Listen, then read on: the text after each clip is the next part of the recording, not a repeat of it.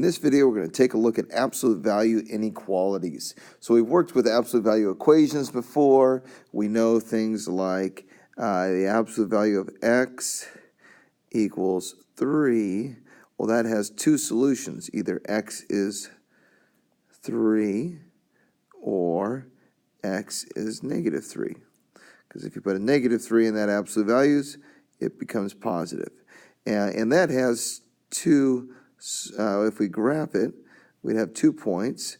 There's one over here at 3 and one over here at negative 3. Okay? So that's an equation. Well, what if we have an inequality? So let's start with a graph here. And let me get a line here. Okay. So we've got a number line and something like that. This funny looking arrow. All right. So we've got a number line here, and here's 0, 1, 2, 3, 4, so on and so forth. Negative 1, negative 2, negative 3. All right. So we want to find out where is the absolute value of x less than 3 or equal to 3, because we have an or equals to there. All right, it's less than or equals to. So it's equal to 3. We know where that's at. That's over here at 3 and negative 3. We just figured that out a few moments ago down below. So where is it less than? Well, what if we put 0 in here? Is the absolute value of 0 less than or equal to 3? Yeah. So 0 works pretty clearly. How about if we put 1 in there? Absolute value of 1, is that less than or equal to 3? Yeah. Okay. 1, 2, 3. Those are all less than 3. Okay. So all these things in between here. Okay. And what about if we put 4 in there? Is the absolute value of 4 less than or equal to 3? No. And remember, we're looking at decimal values too. So 2.999, that also works. So all of these things here that are 3 and below. What if we put negative 1, negative 2? Yeah, negative 1, we plug that in, it becomes positive 1, which is less than or equal to 3. What if you put 4 in there? Negative 4, that is. So the absolute value of negative 4 becomes 4, right? And so 4 is not less than or equal to 3.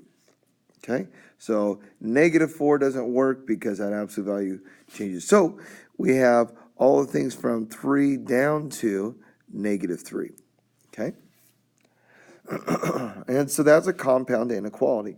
So we see that x is less than or equal to 3, greater than or equal to negative 3. And there's our solution. Okay, let's graph this guy right here. So what if we have absolute value of x is greater than or equal to negative 3? Well, in this case, we've got 0, 1, 2, 3, 4, 5, so on and so forth. And negative 1, negative 2, negative 3, 4, 5. All right. So, again, we're allowed to be equal to, so because of our equation, we can put 3 and negative 3. So those points are good. They're allowed. Absolute value of negative 3 is equal to 3. Now, we get the opposite situation. If we put equals or 0 in here, 0 is not greater than or equal to 3. And if you plug in 1, 1 is not greater than or equal to 3. Well, these ones out here are. If you plug in 4 or 5 or 3.5, things like that, those are. So we get all of these. So we're going to shade out this way. So we got a closed dot at 3 and arrow going to the right. And what if we plug negative 4 in there? Is the absolute value of negative 4 greater than or equal to 3? Yeah, it is, because 4 is greater than or equal to 3. And this absolute value makes this become positive there.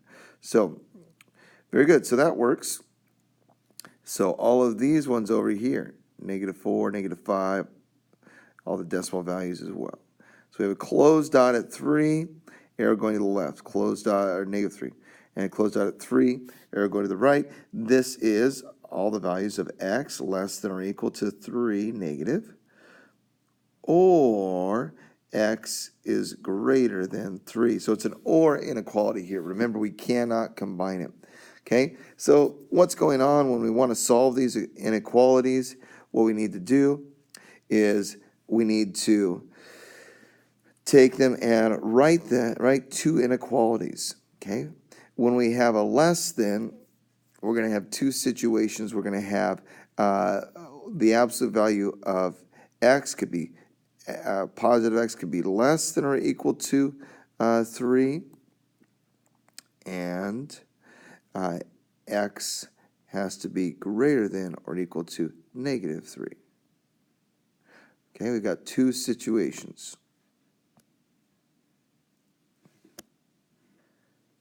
But to back that up just a little bit here, let's make this look like what we did with our equations. Remember when we had absolute value equations, we wrote them as two equations. So the stuff inside could be positive x or it could be negative x, and so that's less than or equal to 3. So this could be positive x less than or equal to 3. This could be negative x less than or equal to negative 3. But when we go ahead and solve this, if we divide by negative 1, remember that flips our inequality. So that gives us our final inequality that we wanted. And that's going to be x, flip the inequality, is greater than or equal to negative 3. Okay, and so that's how we can solve it directly. It's an and, so we can squeeze it together, and let's flip them around. X is less than positive 3, greater than negative 3. Okay. Here, if we want to solve this directly, again, we're going to write two inequalities just like we did with the equation. We've got either positive x is greater than or equal to 3, or negative x is greater than or equal to 3. Okay, here divide by negative 1, divide by negative 1, x is greater than or equal to, oops, don't forget to flip that sign, x is less than or equal to negative 3. And here x is greater than or equal to 3. And so we get an or there. It's an or because it can't be in both places at once. Okay, so let's look at a couple here. And as we're doing these, we want to remember that x minus a represents the distance between x and a, and we'll see how that applies in a second. Okay, so let's solve these in the same kind of way. We've got x minus 3.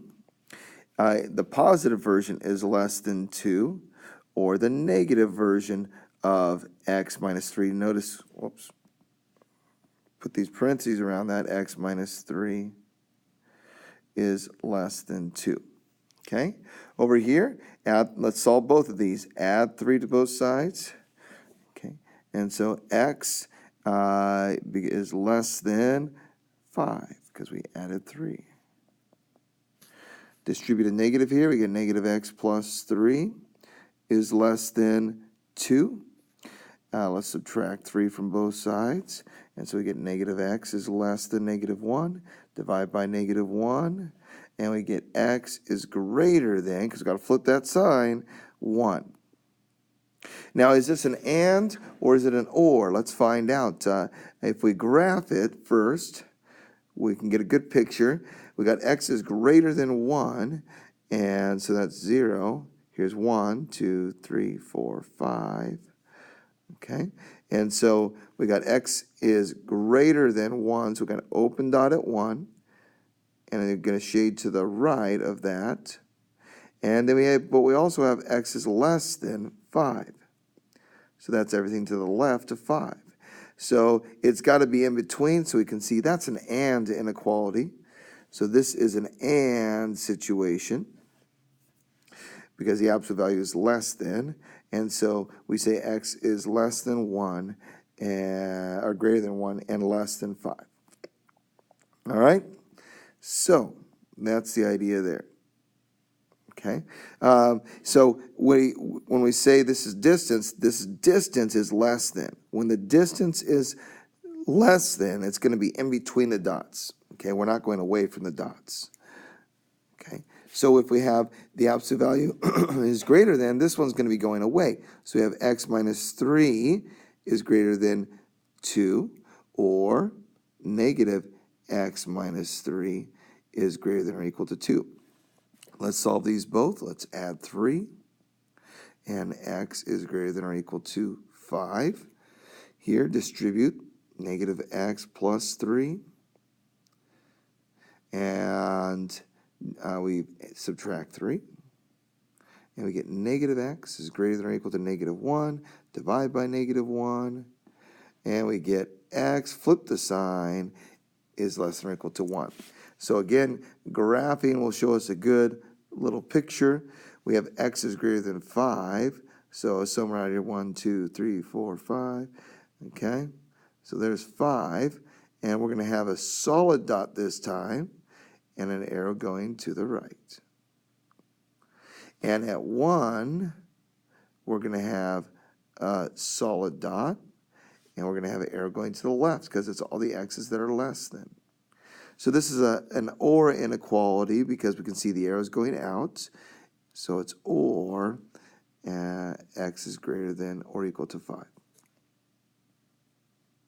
So there's our solution there. So we see that here, when since absolute value is distance, the distance from 3 is greater than 2. So notice 3 is right here in the middle of 1 and 5. And so the distance of these points is greater than 2. Here, 3 is in the middle of 1 and 5 still. But here, the distance that x is from 3 is less than 2. So all these shaded points are less distance than 2 away. Let's look at a little more complicated one here. Before we break this up, just like with an absolute value equation, we've got to get the absolute value all by itself. So we're going to isolate the absolute value. Going to subtract that 3 like I just did there. And we're going to, don't try to distribute here. You can't distribute. They're not like parentheses. Okay, we've got to divide. That's 4 times the absolute value, so we've got to divide by 4. Dividing by a positive, so you don't need to flip the sign. We've got the absolute value of 2x minus 3 is greater than or equal to 2. Okay, and now that we have the absolute value all by itself, let's write two inequalities. Either 2x minus 3 is greater than or equal to 2, or negative, in parentheses, 2x minus 3. Don't forget those parentheses. That's important. All right? So, solve these. Add 3, 2x is greater than 5, divide by 2, and we get x is greater than 5 halves. Here, distribute negative 2x plus 3, and then subtract 3. And then we get negative 1, divide by negative 2, and we get, flipping the sign, x is less than or equal to 1/2. Okay? So we get x, going to flip these around, x is less than 1/2, or x is greater than, oops, I lost my or equals to here, greater than or equal to 5 halves, which is 2.5. So on our number line, we've got 1/2 over here somewhere. We've got 5 halves over here somewhere. If you want to put in 0 somewhere about here, that's fine. And it's going to be a solid dot, and arrows going out. Solid dot, arrows going out. This is an OR inequality. Okay? So what we see is this. If we have the absolute value of something is less than a, so that distance is less than, this is going to be an AND inequality. If the absolute value of something is greater than some number a, that's going to give us an OR inequality because the distance is farther than, okay? One more example, we've got a machinist who's going to cut a metal rod. He needs to make a metal rod here, and he wants it to be a certain length.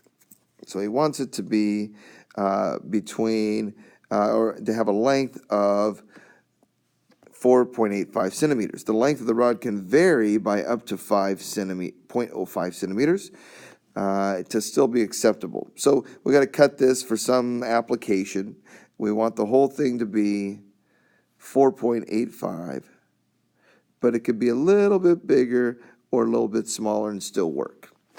So we want to write an inequality representing the range of the acceptable lengths of the rods that can be cut. Well, we've got some length x, and it's supposed to be 4.85. So if we take x minus 4.85, that's going to tell us how close we got. So if we cut the rod on a saw of some sort and we measure it, we can find out how close we are by subtracting. And we want that distance to be less than or equal to, because it could be up to 0.05. All right? So there's our inequality. The distance from the actual length to 4.85 is less than or equal to 0.05.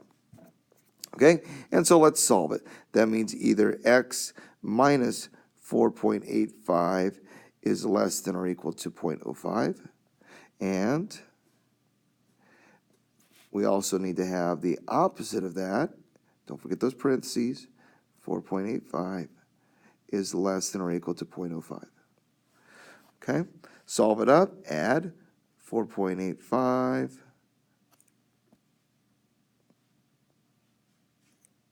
and we get 4.9. X is less than 4.9. On the other side, let's distribute negative x plus 4.85, and that's less than or equal to 0.05. We're going to subtract 4.85 from both sides, and we get negative x is less than or equal to negative 4.8. And last but not least, let's divide by negative 1 on both sides. Gonna run out of room here. Let's get x is greater than or equal to 4.8. We flipped the signs there, okay, because we divided by negative 1, so the sign has to flip. So x is greater than 4.8 and x is less than 4.9. So there's our solution. X is less than or equal to 4.90 and greater than or equal to 4.80, which makes sense. If you go up up 0.5 from 4.85, you get 4.9. If we go down, it could be 4.80. So if it's anywhere between that, it's acceptable. So that's how we can write an inequality with absolute values, because absolute value means distance from. The distance from 4.85 is 0.05 or less. And that's how you do it.